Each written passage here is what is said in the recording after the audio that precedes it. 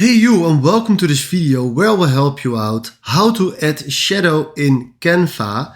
And that is quite simple, but you need to know one single setting. Alright, first of all we want to add a text box, so we do this.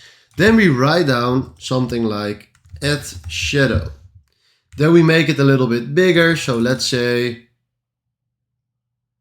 this is fine.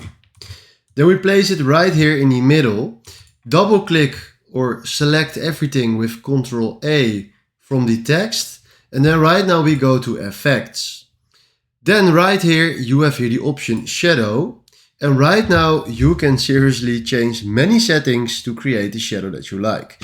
Now I make it a little bit bigger to see the shadow a little bit better, but right now you can change right here the offset, you can change the direction, you can blur it a little bit if you like that, and you can change here the transparency.